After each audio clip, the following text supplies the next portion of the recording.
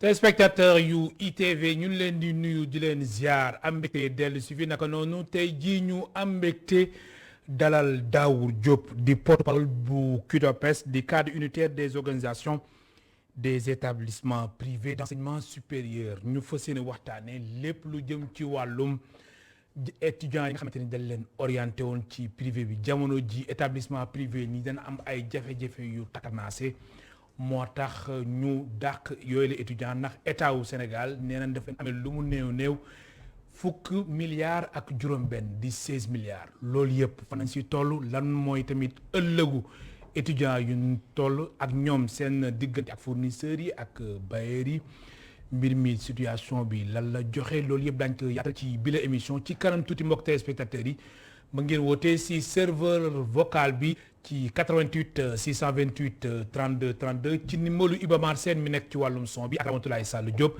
mi nekk ci réalisation bi Daour Diop man lay dalal jàmm ci plateau Kennu Askan Wi fii si TV. waaw monsieur Cissé maa ngi lay féliciter di la remercier ci invitation bi di la féliciter ci émission bi. jërëjëf.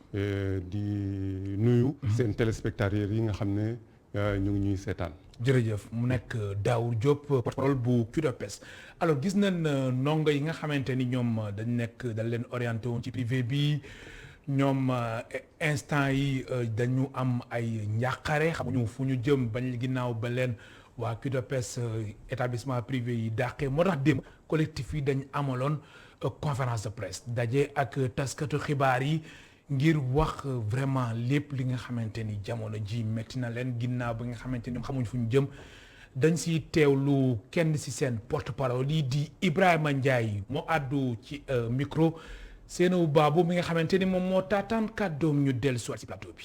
bi nga xam état wu Sénégal jëloon na ko ak école privée yi gis nañ ne engagement boobu état bi respecté wu si dara ñun il faut que état bi xam ne ñun suñu place duul ci mbedd mi. suñu place duul ci mbedd mi salle de classe ñoom ñoo suñu place bon actuellement nii su ma yeboo ñu ngi suñ 3 ans de formation liñ jot a toog pendant mbas mi doy na te suñu programme bi bari boo xam ni lu si tegu tuuti buñ ko toogaatoo su ma yeboo ne duñu pare te certification bi kon su ma yeboo ne du jar sax ñu koy def waaw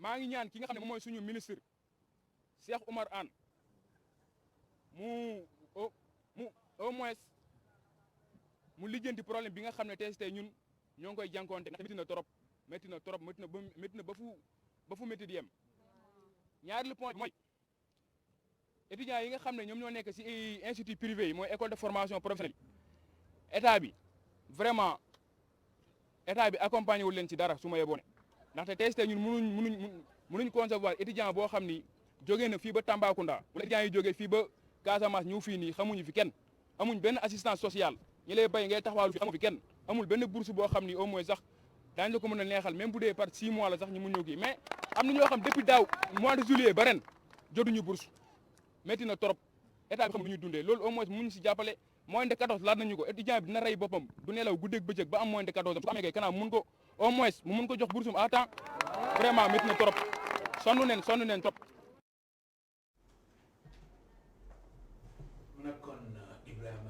porte-parole bu collectif bi nga xamante ni mooy étudiants yi nga xamante ni dañ nekkoon ci établissement privé yi ñu dàq leen alors Daour Diop yow yaay porte-parole bu CUDOPES di cadre unitaire des organisations des établissements privés d'enseignement supérieur alors ñoo ko déggandoo Ibrahima Ndiaye naqar li dafa mel ne wàll yëpp la alors d'abord ñu tàmbali ko ak situation bi nga xamante ni moom moo xew ndax daan ñëwaat ci kanam tuuti ak étudiants yi alors fukki fan ak juróom-ñaar ci weeru ut ba léegi da ngeen dàq étudiants yi nekkoon ci privé bi ndax état bi daf leen war a fay fukki milliards ak juróom-benn noonu la.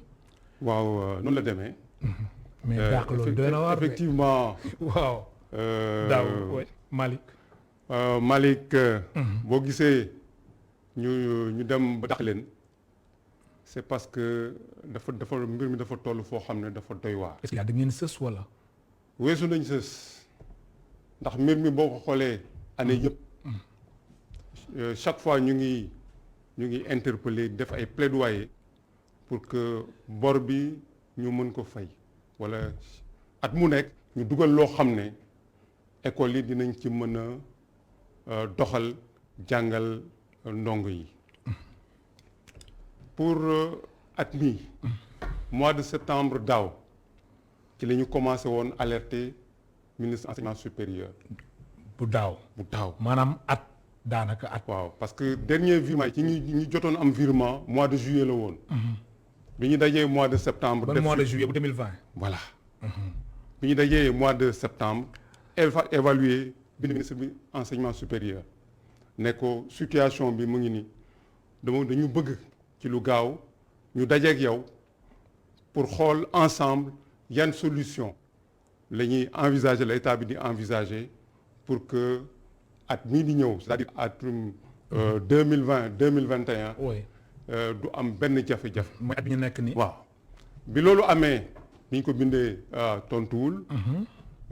janvier ñëw loi de finances dugg si ñu voté ko ñu prévoir 4 milliards 900 millions. ba ñu topp ci di relancer pour ñu fay ñu. ba mois d' avril fay amul. ci avril boobu ñu yëg ne ci 4 milliards 900 millions yi ñu kii woon am na 3 milliards 100 millions yoo xam ne génne nañ ko ci. en grande surprise lu ñu bett. ñun xalaatoon nañ mois de février au plus tard danañ ñu commencé fay. mais koo fayul nga toog ba mois d' avril 4 milliards 900 millions yi nga ne woon di nga ko fay. nga dindi ci 3 milliards 100 millions. mu des 1 milliard 800 millions. nga ne ñooñu séddoo leen 1 milliard 800 millions. koo xam ne amel nga ko fukki milliards ak juróom-benn. loolu bi mu amee ñu ne loolu mënul nekk. 1 milliard 800 millions mënuñu ko séddale.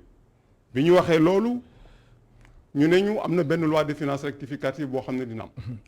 loi de finances LFR bi mu ñëwee jàll ñu prévoir ci 1 milliard 400 millions. 1 milliard 400 ñu dolli ko ci li fa desoon 1 milliard 800 millions yi mu nekk à peu près 3 milliards 300. 3 milliards 300 ci koo xam ne amel nga ko fukki milliards ak juróom-benn. kon dañ leen mosal rek. dañoo woon dañ ñuy mosal parce que fukki milliards yi ak juróom-benn. oui. il faut que nit ñi xam ne mu demee. parce que atum njàng 2018 2019. oui. dañu ci desel juróom-ñeenti milliards 9 milliards 100 millions. année académique 2019 2020. 2019 2020 mu nekk 6 milliards 100 millions. ak 2020 2021 mu nekk mu ëpp 1 milliard loolu moo tax ñu ne li ñu amel fukki milliards la ak juróom-benn. bi ñu ne ñu 3 milliards 300 millions moo fi nekk ñu ne nañu essayer comprendre jël loolu en attendant xool lan la nguur gi mën a lijjanti waat tegaat ko ci table bi ñu dajee ñu d'accord ci ni ñuy séddale loolu ñetti milliards yooyu ak ñetti téeméeri millions yi 3 milliards 300 loolu avant tabaski bi ñu insister pour ñu fay ñu ko avant tabaski bi ñu ne ñu mënul nekk ñu ne ñu après tabaski ñu topp ci di daw. ba le 16 bi ñuy def réunion bi amul dara lu yëngu. amul paiement amul dara. dara yëngu loolu moo tax yéen le 17. ngeen jël décision à l'unanimité jël réunion 16 boobu. oui. ne njàng mi dañ koy dakkal parce que école yi mënatuñu dem école yu bëri. am na ñoo xam ne ñu ngi woon ci ñaari immeuble ñetti immeuble ñu ci bëri seen immeuble yi jëlee nañ leen fa. génn nañ leen. ndax fayuñu. am na ñoo xam ne ñu ngi leen di yóbbu tribunal. déjà. loolu yàgg na depuis janvier. oui. bi ñu toog 1 semaine wala 2 semaines te amul école boo xam ne yóbbu nañ ko tribunal pour génn ko waxuma nag yeneen fournisseurs yi waxuma banques yi te loolu yëpp li ñu ko teg mooy bor bi nga xam ne donc nguuru Sénégal mu amel nañu ko. alors sànq da nga junñu loi de finance initiale di LFI ak loi de finance rectificative di LFR loolu yëpp yéen yi ngeen si doon xaar aussi. mais dara am aussi. amul non seulement amul mais li ñu prévoiroon ci loi de finance initiale bi dañ ko wàññi. waaw koo war a jox ci fukki milliards ak juróom-benn. oui nga ne ko dinaa la jox 4 milliards 900. nga dem ba ci biir dindi 3 milliards 100 millions. loolu da ngay wane ne amoo volonté pour fay ko. même bu fekkee defaat nañu benn effort dugal 1 milliard 400 ñoom li ñu waroon li jàddu woon. bu fekkoon fulaal nañ ko. am nañu volonté fay ñu. oui 3 milliards 300 millions yi biñ ko voté ak loi de finances rectificative bi waruñu ci woon teg lu yàgg ñu fay ñu. mais depuis loolu. ñu ngi ñuy dawloo xamuñu fu affaire bi toll. ngeen yëg di wàcc rek. ñu yëg di wàcc. dem nañ ba nga xam ne mënatuñu. jàngalekat yi nga xam ne ñu ngi waroon jàngaletuñu. bàyyi nañ suñu personnel yaa ngi bàyyi. ñenn ñi sax ñu ngi leen di yóbbu tribunal wala inspection du travail. xam nga mbir moom kon situation bi dafa metti. weesu la metti. alors Daour Diop ñaata ndongo ngeen dàq. waaw ci xayma 10 000. 10 000. 10 000 au moins 10 000. si Sénégal gi. waaw Sénégal mais bor bi ñuy wax fukki milliards juróom-benn. oui ñi mu concerné ëpp na 10 000. mën nañ ko xayma ci 20 000. parce que si 20 000. am na ci ñoo au moins parce que am na ci ñoo xam ne pare nañ déjà am na ñoo xam ne pare nañ. xam nga maa ngi lay wax atum njàng 2018 2019. am na ñoo xam ne pare woon nañ. am na ñoo xam ne te foofu am na état am na ñoo xam ne moitié genn wàllu at bi la leen fayal. am na ñoo xam ne sax ci yenn école yi fayalu leen. 2019 2020 aussi. oui 2019 2020 aussi. ñi nga xam ne pare woon nañ état bi fayalu leen dara.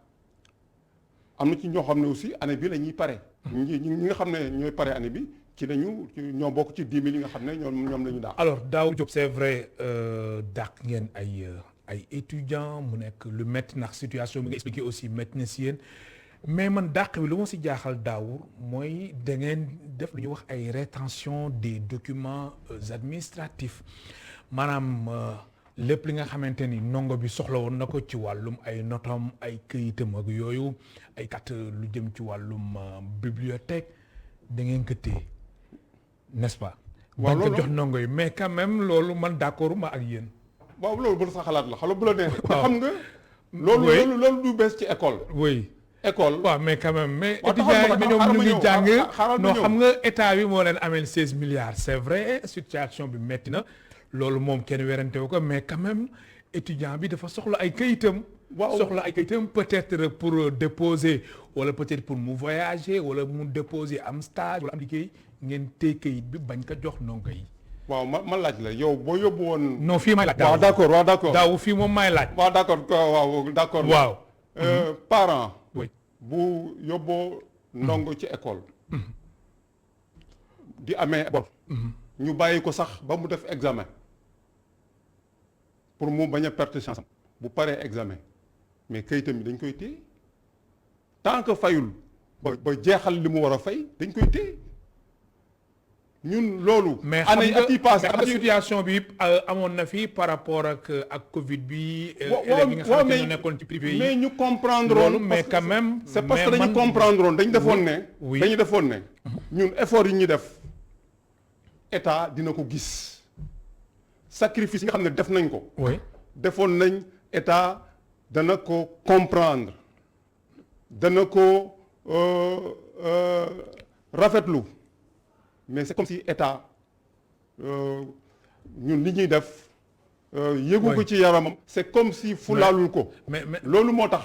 bu ñu demee ba àgg foofu rek. oui am na lu ko war. mais est-ce que tamit quand même yéen en tant que des patriotes est-ce que xool ngeen ëllëgu ndongo yi. mais ndongo yi nga xamante ni vraiment dañu soxla seen ay këyit ngeen tee lànk kaare bañ ko jox ndongo yi Daour Diop.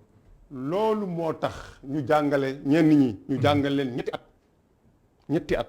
am na ñoo xam ne wax naa la at bi la ñuy pare am na ñoo xam ne pare nañ déjà koo xam ne jàng na ñetti at. 1 franc fayaluñu ko yow nga bàyyi muy continuer xam nga comprendre nga. situation boobu mais état bi bëgg nga lu mu yàgg dina leen fay. mais étudiants yi dañu soxla seen ay kayit quand même. est-ce que dañu soxla seen ay documents administratifs. est-ce que école yi danañ ko fekkee. danañu fay rek wax naa la am na ñoo xam ne ñu ngi leen génne am na ñoo xam ne. nii bu ñu boo ne woon dañuy démarrer wat dañuy ut local bu bees. am na ñoo xam ne sax ñu nekkoon nekkatu ba dañ leen a génne. am na ñoo xam ne sax dans quelques jours dootuñu amati école parce que dañoo fayit wala ci fayit li ñu jëm bu ñu fayul. kon yàlla ngeen jàpp ni kon xeex bi ngir mu saf foog ngeen téye. déedéet document xale yi déedéet non loolu lay tekki non question de. lan lay tekki non est-ce que jarul woon ngeen xool beneen yoon. non boo xamante ni vraiment moo gën yéen seen diggante ak ministère de l'enseignement supérieur seen diggante ak kilifa yi moo gën ngeen di téye document xale yi. mais parce que un minimum d'effort bu amoon. chaque année ñu koy def surtout at bii bu ñu ko defoon fii ñu àgg ak ñoom duñu fa àgg. dem nañ ba nga xam ne solution yooyu moo fi sësoon loolu moo tax ñu def loolu mais encore une fois loolu loo xam ne lu bees la ci école. mais alors les en détail yan këyit ngeen téye yi nga xamante ni ndongo yi soxla nañ ko. waaw à part cours yi ñu arrêté. waaw bépp këyit boo xam ne ndongo war nañ ko soxla. waaw en détail. muy attestation. oui muy diplôme. muy relevé de notes. oui muy quitus fiscal. attestation de passage document boo xam ne rek ndongo war na ko soxla. mais bari na de. mais daawul bari na kon da nga bëgg wax ni yéen jamono ji étudiants yi nga xamante ne ñoom jàng nañ di wut xëy ñu laaj leen attestation wala diplôme ñoom foofu. déedéet mais lan la pour mu leer. taxawal ma wax la document yi ngeen téye dafa bari document yi ngeen téye dafa bari daawul taxawal décision bi xaaral ma préciser décision bi. xam nga naa la à partir du 17 août. oui. mais am nañu ci bëri ñoo xam ne pare nañ déjà ñoo xam ne jël nañ seen këyit déjà. ba dem waaw mais ñi des nag. waaw mais ñi des. mais ñi des. ak ñi mu fi fekk. mais ñi des. mais ñooñu dañuy xaar. ba kañ. ba état fay mais dañuy xaar ba état fay ngir ñu mën a jot seen këyit te ñoom dañ ñëw état moo leen fa orienté ñu orienté leen ci privé bi ñu def seen formation normalement am seen ay lijaasa ngeen téye seen ay këyit ni du leen jox seen këyit na foog état bi fay ñu 16 milliards. waaw mais loolu moo normal. mais loolu moo normal. mais non mais Daour man loolu d'accord. loolu moo normal lu tax Daour mais nga ni loolu yow mën nga bañ a d'accord nga ni loolu c'est normal. loolu d'accord ma ci Daour Diop. waaw mais mën nga ci bañ a d'accord. oui mais yow boo nekkoon suñu place. di nga comprendre que ne lii buñ ko defee lu jaadu la. ndax ñun li ñu wax. ci lu leer lañ ko teg fu leer lañ ko teg. nguur gi bu defee effort ci li ñu amel mu lu mu ci dugal déjà. comme lan mu dugal ñaata par exemple. non déjà su ko defee ngeen mën a teg sa non lu leer la ñu wax. état bi tey fukki milliards ak juróom-benn la ñu amee. déjà jéego bu njëkk mooy 3 milliards 300 milliards yoo xam ne am na crédit bala ñuy dooraat pour ñu mën a dooraat il faut que mu teg ko sur table li des. ñu toog ñun KIDOPES ministère enseignement supérieur ministère des finances parce que même ministre enseignement supérieur ci ay vers mois d'avril bi ñu gisee moom dafa ñu ne dina ut benn daje boo xam ne ñun moom ak ministère des finances pour ñu toog ñu xool bor bi nan la ñuy planifier règlement bi nan lañ koy apurer. loolu bu ñu ko defee këyit boobu ñu signé ko. mais pourtant même échéancier amoon na. mais non ak moom amuloon non. échéancier bi amoon. oui mooy temps bi fi am ba nekkee. bien ak sûr Mary Teuw oui ak mais boobu après dafa jeex. mais bii amul. échéancier bu amee échéancier bu leer. oui ñetti parties yi signé ko. yu leer ak ay dates yu leer ñu génnee xaalis bi nekk fii. je sais que loolu bu ñu ko defee situation bi mën a décanter wu le plus rapidement possible parce que ñun encore une fois dañu comprendre état. parce que ku la amel encore une fois fukki milliards ak juróom-benn. mu ne la ren dinaa la jox ñetti milliards ak ñett xam nga bu ñu waxee loolu mënoon nañu bañ. mais kenn dégguñu. mais justement. kenn dégguñu. man lu ma jaaxal mooy yéen jamono yi ci ginnaaw seen xel dafa daloon. waaw mais maanaam ba leen koy kilifa yi waxee seen xel daloon. na waaw ñëpp jàpp ni situation bi réglé na. mais pour ñun danañ ko saafara ci lu gën a gaaw. kon état bi respecté wul engagement. mais non seulement respecté wul engagement mais dañu gis ne fay bor bi nekkul priorité am. ah bon. mais oui. mais kon priorité bi lan la. mais xam nga peut-être seen priorité leneen la lu dul lii. peut-être ñoom am nañ seen priorité. te li gën a jaaxal mooy ndongo yi nga xam ne ñu ngi leen di jàngal pratiquement régulièrement ñu ngi leen di fay seen bourse yow nga leen di fay seen bourse ay milliards te école yi nga xam ne ñoo leen di jàngal te amal nga leen ñetti at. mais quand même ñoom si étudiants yi nga xamante ni dem ñoo amal point de presse xam leen ni que ni ñoom sax dañuy am jafe-jafe ñenn si ñoom ci wàllum muy aide sociale ak bourse yi nga xamante ni ñoom yelloo nañu. non loolu am na précision bu ñu war a def. oui muy lan. régulièrement régulièrement parce que man école laay jiite régulièrement ñu ngi leen di fay seen bourse. mais am na mën na am retard. retard parce que daaw par exemple. oui retard yi amoon ci juillet bi fay nañ leen ko. renouvellement yi aussi am na école yoo xam ne seen renouvellement teel na dem fay nañ leen ñoom ñu am na ci bëri ñu ngi leen di fay régulièrement ñi nga xam ne jotaguñu peut-être ci année bi mooy ñi nga xam ne seen école ñoom pareeguñu woon jàng ba école yi yónnee seen résultat mais nguur gi défendre ma nguur gi mais damay wax li nga xam ne moo am. régulièrement ñi nga xam ne ñu ngi am nañ bourse régulièrement ñu ngi leen di fay même si quelquefois dina am ay retard. oui aides yi aussi chaque année ñu ngi leen koy jox régulièrement. loolu moom man je suis très bien placé.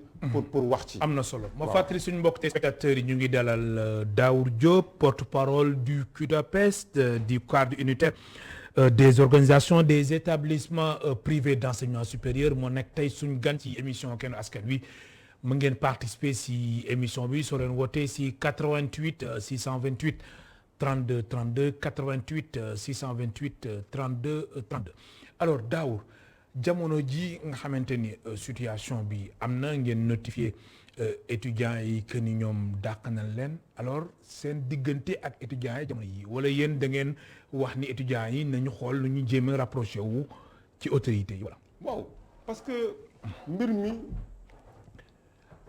à chaque fois bu amee fu mu toll. même bu ñu waxul ak ñoom directement à travers sorties yi ñu def ñoom xam nañ ne situation bi mu ngi compliqué maa ngi fàttaliku le 28 mai 2021 defoon nañ conférence de presse. Daniel Bretier. mooy maa ngi fàttaliku couvrir nañ ko sax. yéen couvrir ngeen ko. oui booba conférence de presse boobu invité woon nañ ci ay ndongo ay parents d'élèves ak parents d'étudiants pour alerter situation bi te ñoom sax ñu ci bëri ci yenn écoles yi gis nañ ne am nañ ay jafe-jafe parce que jàngalekat dina jàngale ba ci yàgg bàyyi. xam nga jàngalekat yi teewuñu seen làmmiñ bu leen étudiants yi laajee dañ naan fayuñu ma ñu ci bëri jàngalekat yu bëri bàyyi nañ. ndax kenn fayu leen. ndax amoo leen loo leen di fay. oui da ngay dem débrouiller dem ba mënatoo débrouiller noo def nga loolu leen di wax xaar leen état fay bu ñu toogee xaar mënatuñu xaar ñu ci bëri dañuy bàyyi. donc ndong yi situation bi. oui dañ koy vivre ak ñun ñu ci bëri gis nañ ne nekkoon nañ ci ay lu ko jóge nañ fa dem feneen dañuy xam ne lii état fayul moo tax mu am mais ñoom xam nañ ne école yi def nañu ay effort jàngale ñenn ñi ñetti at ñenn ñi ñaari at ñenn ñi benn at te état fayul ñoom je crois war nañ comprendre situation bi. oui parce que ñun amul lu ñuy wax ak ñoom directement. information bi mu daanoo école yëpp ku ci nekk informé nga étudiants yi. léegi nag ñoom ñooy xool. oui solution yi xam ne. te mbir mi dafa concerner étudiants yi nga xamante ni dañ doon def cours en présentiel ak cours en ligne muy à distance n'est-ce pas loolu sax daan si ñëw léegi. ndax am na suñu téléspectateur bu njëkk bu nekk si ligne bi ñu jël ko allo. kooku dem na du ñàkk mu wootewaat alors kon mbir mi loolu la concerné étudiants yi xamante ni dañ doon ñëw di jàngi di teew muy en présentiel. ak étudiants yi xamante ni dañ doon jël cours en ligne. waaw cours yëpp la. yëpp que ce soit en présentiel. yi daal ñooñu ñu doon toog seen kër wala seen bureau yi di jàng. ak ñi doon ñëw ak ñëpp ngeen dàq. waaw ñëpp la ñu arrêté pour le moment. waaw mais Daour loolu metti na de. mais ëllëg étudiants yooyu lan la. nga ne seen ëllëg. mais non seen avenir. mais seen ëllëg. pour le moment seen ëllëg c'est pas compromis. mais lu tax. non c'est pas compromis. parce que am na ci ñoo xam ne sax ñu waroon def examen d'état def nañ ko parce que mënoon na gën a metti ñu bañ leen gars yi bañ leen. mais quand même nombre bi nga wax 10 000. jàpp 20 000 mais quand même bëri na dooni ma ñoom bu ñu teelee régler problème bi mais dooni ma ñoom ñëpp seen situation méttiwul. quand même Daour Diop mais waxuma ne méttiwul. oui non mais je veux dire que ni seen avenir. pour le moment seen avenir c'est pas compromis. bi le 17 la ñu commencé. le 17 ak léegi peut-être 2 semaines la. donc nguur gi bu ci farloo. fay ñu donc très rapidement dañuy demal. baal ma am na ku nekk si ligne bi ñu jël ko allo. oui asalaamaaleykum. allo. oui asalaamaaleykum. waaleykum salaam wa rahmatullah. ok dama bëggoon participer. bismillah fa nga ñu woowee. maa ngi lay wooyee Dakar bon moi je suis directeur d'école. mais xam naa damay leb tur bi ah. da ngay leb tur bi ah bismillah. waaw di nuyu monsieur Daour. Daour mu lay dégg aussi ci liggéey bu muy def actuellement ah. dama lay fàttali rek benn affaire ah.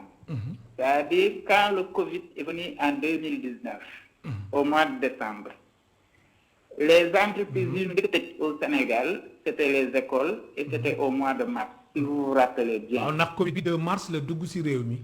Voilà. De mars 2020. Voilà. Est-ce que vous avez vu? Ok. Et on a fermé les écoles pendant 8 mois. S'il vous plaît, so monnaie wax wolof kilifa gi. waaw ñu tëj école yi ci juróom ñetti weer. ñu tëj école yi. beneen bi ba nu tëjee école juróom ñetti weer l'État du Sénégal contrat bi nga xam ne daf ko defoon ak les écoles dafa ñëw def benn rupture bu abusif sans avertir les écoles et ce contrat c'était quoi parce que l'État du Sénégal ne pouvait pas mënu woon jël ndongo daara yëpp ci école publique yi ci lan signé le contrat ak Mary Teuw Niane pour jël mais gis nga ba ñu jëlee les étudiants écoles yi danoo def ay investissement yu monstre nan def dem wuti ay bâtiment ñu def ay extension dem def ay recrutement est-ce que vous avez vu ay recrutement yi nga xam ne ay CDI la nan def loolu lépp mu ñëw fekk ci encore problème bi parce que xam nga balaa ngay rupture de contrat xanaa di nga def benn évaluation pour xool exactement ñi contrat ma defoon ak ñoom fan la toll ainsi de suite investissement yu ñu defoon yëpp dafa ndërmeelu actuellement et ñu continuer di wax état bi continuer di la ameel yow salaire bu xaar weer bu dee bu jot da nga war a fay salaire ngay cumuler fu mu nekk nii am na ñi nga xam ne ñi ngi ci ay fukki weer ak ñaar ci salaire yu ñu dajale man mii di wax ak yow maa ngi ci actuellement 19 millions de salaire yi nga xam ne man moom laa ameel man sama enseignant waxuma la le personnel administratif. daanaka 20 millions. 20 millions sans compter le personnel administratif et pourtant dàquma étudiants yi. yow dàqoo étudiants yi continuer déedéet est-ce que vous avez vu ok dàquñu étudiants yi. kon oui ba ci grève bi actuellement. parce que ak mouvement bi actuellement on a arrêté. oui parce que on est solidaire. kon jamono ji donc sëñ bi baal ma dàqoo étudiants yi. wala non fu mu nekk nii dàq naa parce que fu mu nekk nii. comme que damay suivre mouvement bi. mais dama la bëgg a wax. depuis boobu lii ak bor yu ma topp yëpp man dàquma étudiant actuellement. parce que loolu ñu ngi def preuve de compréhension actuellement. et notre sunu benn jumtukaay rek am actuellement mooy comme nu ko Daoud waxee. téye les documents. ah bon parce que documents yi boo ko téyewul nga joxe ko est-ce que vous avez vu ok mais c'est un problème moyen de pression là c'est vrai que gënul. waaw mais est-ce que mënoo leen woon xool quand même beneen alternative beneen yeneen stratégie yeneen moyen moo gën a jël ay documents administratifs yi nga xamante ni def nañ alternative yëpp def nañ ko ñëpp nañ def sëñ bi on a tout fait actuellement waxtaan nañ on a fait def nañ preuve de compréhension ndax feebar bu fi ne bi def nañ li actuellement nii comme nu ko Daour waxu la lépp sax ci problème bi mais am na ñi nga xam ne dañ leen di ne si waaw am na ñi nga xam ne par exemple état bi moo taxoon ñu ubbi ay 3-4 campus mais tey benn campus rek nañ am parce que xam nga booy def investissement ay prévision la yooyu def actuellement mais prévision yooyu ñu ñëw jox la par exemple ay 300 étudiants ay 500 étudiants yow fekkoon nga yore benn campus rek mais vous êtes obligé nga dem wuti yeneen campus actuellement ba pare campus boo jël salle de classe benn salle de classe sëñ bi su la waxee ci xayma ñaata lay jar parce que day am table am chaise am ay tableau benn bu nekk est-ce que vous avez vu boo koy xayma dina dem ci lu mu tuuti ci at bi 8 millions benn salle de classe. benn salle de classe. benn salle de 8 classe rek millions. 100 nit dugg ci at bi sans compter léegi yow location yi ngay def ainsi fu may nii dañ ñoo ridiculiser est-ce que vous avez que ndey sant bi dafa jafe donc qu'est-ce qu'on peut faire actuellement ba pare aussi beneen bi li gën a doy waar sëñ bi yow maag yow bu ñu amee problème mais il faut que ñu waxtaan mais bu fekkee nangu woo waxtaan ak man mais du sotti donc di saluer daal taxawaay bi di ñaan suñu borom mu saafaral ñu nii nu mu gën a gaawee di wax état bi que ñun nous ne sommes pas des ennemis nous sommes des partenaires est-ce que vous avez ay partenaires nan moo tax ñu nangu woon lim ñu ñaan actuellement mais na xam ne actuellement mënatuñu dem da ngeen sës waaye mënatuñu dem ñu ngi ci tribunaux yi gën a baax di la ay inspection du travail même étudiants yi regarde dafa beneen ma tëj gis nga ba nu tëjee école yi pendant 8 mois gis nga ba nu defee reprise bi am na man par exemple sama wàllu bopp man perte naa 60% de mes étudiants parce que 60 naka laa ko perte parce que ba nu reprendre étudiants yi xam nga mënuñu xaar parents yi aussi mënuñu xaar ñu ci bare voyagé nan ñu ci bare dem allo kooku dafa mel sax dem na ñu koy gërëm bu baax di ko sant kooku tamit Daour sa mbokk la situation bi moom dafa mel na fépp la xam nga moom dafa confirmer dafa firndeel rek li ma waxoon tout à l'heure par rapport ak difficulté yi par rapport ak compréhension bi ñu amoon envers l'État donc situation bi mu ngi nii ki war a yëngu ki war a def effort ki war a réagir état bi la voilà alors to jamono ji yéen a ngi xaar état wu Sénégal mu xool solution bi nu mu gën a gaawee jéem waxtaan ak yéen ngeen trouver solution n'est-ce pas waaw foofu lañ toll alors seen diggante ak bailleurs yi ak banques yi jamono ji lan la métti comme ni mu ko waxee xam nga avant muy wax naa ko ñu ci bëri bu fekkee bailleurs yi la ñu ci bëri dañu am problème seen i bailleurs am na ñoo xam ne sax seen bailleurs yi am nañu ay ordonnance d'expulsion ñu ngi leen di waaj a génne ñenn ñi génne nañ leen ñenn ñi ñu ngi leen di waaj a génne ni comme ni ma la ko waxee te situation bi bu continuer aussi dina am ñeneen ñu ci topp. te nga baal ma am ku nekk si ligne bi ñu jël ko allo. allo. oui sëñ bi naa def. alhamdulilah kilifa gi. foo ñu woowee ñu lay dégg fa nga ñu woowee allo. waaw maa ngi leen di nuyu baal ñu nga wàññi son wu télé bi. soo mënee wàññi son wu télé bi su ko defee déggin bi gën a mucc ayib kilifa gi allo. nu mu def ça va léegi. waaw da ngay bañ a déglu télé bi nga wax directement s'il vous plaît allo. waaw dama ne maa ngi leen di nuyu monsieur Diop boobu nga invité. waaw ñu lay déglu man maa ngi tudd Babacar Sène je suis directeur d'école. donc je suis le directeur de ISCOM. membre KIDOPES là. donc ci commission ad hoc bi ñu koy depuis début d'année aussi laa bokk.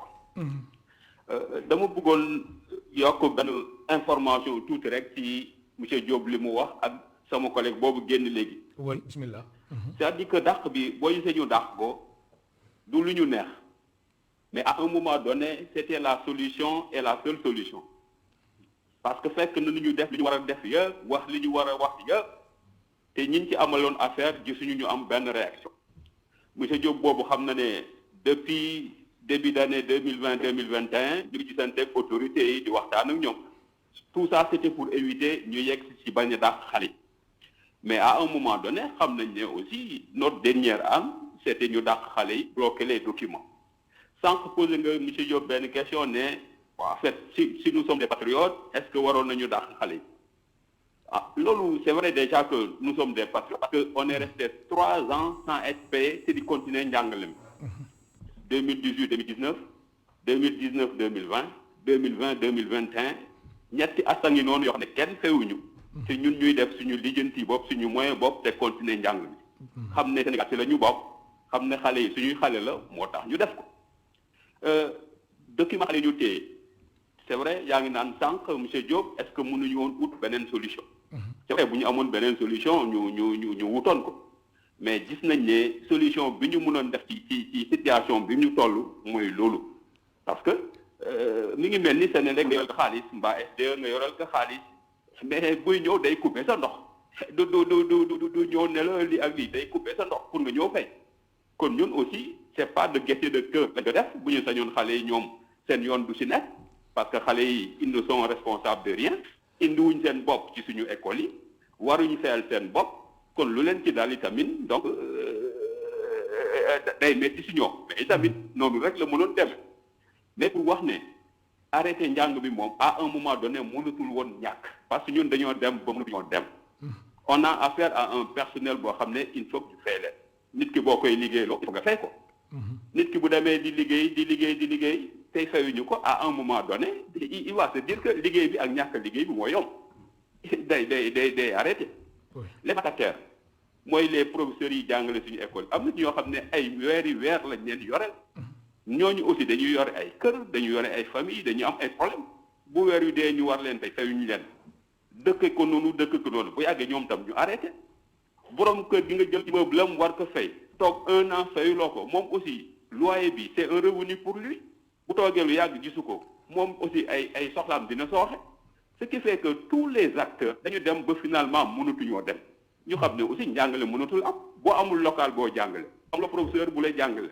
amuloo personnel bu la liggéeyal mais en fait c'est en toute responsabilité mais qu'on a arrêté les cours parce que mënoon nañ fi nekk di jéem a góorgóorlu mais mu nekk ay cours yoo xam ne du doon qualité jërëjëf bu boobaa aussi ce ne serait pas responsable de notre part merci te itam xale yi la ñuy lor merci donc pour bañ a guddal xam naa ne am na ñeneen ñu bëgg a dugg mais c'est pour dire que daal ngeen xam ne te loolu ñu koy wax Sénégal yëpp arrêté bi moom c'est parce que dañu amuloon beneen solution mais gën a jub mais tamit kuy dem ba mënatoo dem da ngay taxaw aussi ñun nag dañoo dem ba mënatuñoo dem et ce qu'on n'a pas compris mooy la ay crédit yoo xam ne prévoir nañu ko pour ñun te mënuñ cee jot d'abord crédit yooyu sax dañoo tuuti mais li muy tuuti mënuñ cee jot au moins buñ ci mën a jot sax xool liñ ci mën a def ñu xool liñ ci mën a def avancé merci di beaucoup négocier leneen mais crédit tuuti na mënoo cee mënoo jot leneen mais c'est comme si ki ngay waxal faalewu la ou ñi ngay waxal faalewuñu la à un moment donné aussi ñun tam on a pris nos responsabilités merci bien di la gërëm bu baax di la sant waaw man leen gërëm bu baax a baax merci beaucoup merci di jégalu ci guddal bi amul problème ñu lay gërëm bu baax di la sant Daour kooku tamit sa beneen naataango la oui dafa confirmer li ma waxoon li ko ki jiitu waxu si wax oui waaw donc dafa ñu dem bay sës moo tax ñu dem ba dakkal jàng bi alors Daour sànq ñu doon wax mbirum bourse yeeg ak tamit aide sociale yi bailleurs yi daan si ñëw léegi mais am na benn étudiant bu ma envoyé message mun doon jéem a dugg sax mais duggul mais moom tamit comme li nga doon wax xam naa petit retard la moom nee na bokk na si ñi nga xamante ni étudiants yi nga xamante ni jotaguñu seen bourse ba tey envoyé na message bi xam naa loolu ci retard yi la oui bon te retard bi li ko waral mooy école yi du ñu pare en même temps waaw am na ñoo xam ne dañuy yéex a pare oui waaw parce que ku nekk yaa xool ci sa at ni nga koy étaler loolu moo tax mais nag ñu rassurer leen que établissement yi li ñu war a def le mois venu dinañ ko def mais loolu ay retard la alors mais incha allah donc danañ leen fay alors sànq sax avant sa mbokk bi di woote ñu woon si bailleurs yi ma bàyyi la nga eggali foofu waaw li ma doon wax ci bailleurs yi mooy moom wax na ko ke ko jiitu aussi wax na ko bailleurs yu bëri génn nañu école yi am na ci ñoo xam ne ñu ngi ak tribunal ak école yi te ci fan yi ñëw aussi bu ñu fayul dina am ñeneen ñëw aussi ñu ci dooleeku ñoo xam ne danañ leen génne léegi nag bu ñu demee ba génne la amoo xaalis amoo local comme ni ñu ko waxee léegi rek ak njàng mi aussi donc du mën a dem. mais justement foofu sax lay ñëw su weesoo étudiants yi ñoom seen ëllëg mais établissement privé yi quand même seen ëllëg lan la situation bii nii. waaw mais lan la mën a jur. yan conséquences ñoo si mën a am. conséquences yi ñu si ma wax la ne. fàtte naa la ko sànq école bi tëj nañ. déjà. oui. depuis daaw école yi ñu ngi tëj. parce que mënatuñu dem te ñu ci bëri. donc ay étudiants état la ñu amoon état fay leen ñoom ñu arrêté étudiants yi fa jotoon am ñu delloo ko nguur gi mu yóbbu leen ci yeneen école am na ci ñoo xam ne aussi bu état bi gaawul fay je sais que moment bi muy fay du fa fekk école dina fekk école yooyu tëj donc parce que école yi ay entreprise lañu entreprise yi yoo xam ne non seulement am nañ leen bor bu bari fay ñu leen en plus de ça ak Covid bi étudiants yi ñu doon am ñu doon ñu fay pratiquement amatuñu donc école yu bëri ñu ngi tëj comme entreprise privée yi te entreprise privée yi tëj actuellement ñu ci bëri ay école lañ parce que amatuñu étudiants yi fay ñi waroon fay mooy étudiant état yi état waroon fay état bu la fay nooy def da ngay arrêté te loolu ñu ngi alerté état bi alors mais ñun oui ay capitaine d'industrie lañ oui ay chef d'entreprise lañ ay entreprise la ñu yore lii bu ci gaawul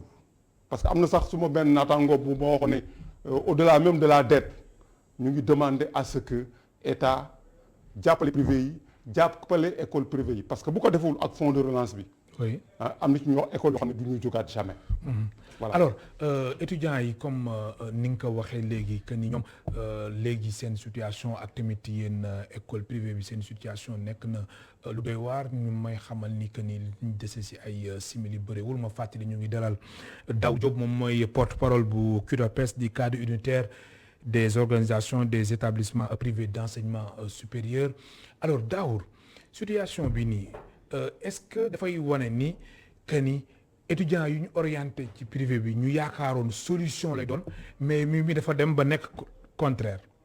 oui pour man solution la oui solution bu baax la parce que ci xayma 2013 ba 2018 état orienté na ci école yi 47 424 étudiants 47 000 42424 étudiants orienté nañ leen ci établissement privé pratiquement ñoo ñëpp jàng nañ am na ci ñoo xam ne ñu bëri commencé nañ liggéey te bu ñu doon xayma tey ñi ci am liggéey ñi ci am lijaasa téeméer bu nekk ñi ci am liggéey ak am bi ñu amee lijaasa ba pare ëpp nañ 70%. Alors que ailleurs loolu taux yooyu amoo ko fa donc programme bi baax na mais fi mu soxe mooy ci fay bi. ci fay bi. mais état mënul am programme bu gën bi. arrêté na ko am na ci droit. oui mais encore une fois. programme bu gën bi. mënu ko am. loolu nga jàpp. loolu laa jàpp. alors étudiants yi nga xamante ne dàq ngeen leen ci établissement privé yi étudiants yooyu c'est seen formation lan moo ci gënoon fës ñu ci bëre lan lañ doon suivre. mais bari na ci branche yëpp la. wala branche yëpp. branche yëpp la am na ñu nekk ay infirmier. waaw nag dem rek ñoom ñoo doon yëglu. voilà donc ci domaine yëpp la. domaine yëpp la voilà. léegi ñoom ñu toog nii di xaar. waaw mais sachant que xaar bi mën na am xalaat nañ ne du yàgg. parce que état bu réagir rapidement. ngeen woo kii waat étudiants yi. ñu jëlaat leen terminer rapidement année bi ak programme bi. parce que programme bi mooy dernière année bi. oui alors étudiants yi période bi ngeen leen arrêté seen njàng mi période bi ngeen arrêté cours yi alors lan moo desoon ci enseignement bi. mais loolu école bu nekk moo ko mën a natt. parce que école bu nekk ak période bi ngay démarrer bi ngay pare sa premier semestre. démarrer sa second semestre démarrer. terminer ce deuxième semestre. am na ñoo xam ne sax pare nañ. am na ñoo xam ne pare nañ premier semestre bi am na ñoo xam ne ñu ngi woon ci deuxième semestre bi. donc pour te dire que école yëpp nekkuñu au même niveau de progression. mais ñu ci bëri encore une fois pare woon nañ sax déjà. am na solo voilà. Daour sa dernier mot. waaw rapidement ndax simili yi jeex na. waaw dernier mot mooy plaidoyer envers l'État. am na suma benn naataango ko bu wax. ñun partenaire u état bi lañ. te état bi daf ñu war a xool comme partenaire. oui jàppale ñu te jàppale ñu bi gën a pour ñun gaaw jàmp mooy bor bi mu ñu amel mu fay ñu mën a continuer li ñu daan def di jàngale ndongo yi nga xam ne Sénégal lañu dëkk ak ñi nga xam ne bitim réew la ñuy jógee. voilà di leen gërëm. oui vraiment ci invitation bi. di la gërëm baax di la sant mu nekkoon Daw Diop porte-parole bu CUDOPES di cadre unitaire des organisations des établissements privés d'enseignement supérieur moo nekkoon tey suñ gan si émission Kenu Askan Wi Ramatoulaye Sall Diop moo nekkoon ci réalisation bi Iba Mar Sène nekkoon ci son bi ci caméra yi Angèle ak Moussa Dia ak Bara Sow ñoo si nekkoon mbokk téléspectateurs yi amoon seen fay ñu leen di gërëm baax di leen sant ba suba incha allah ñeenti waxtu.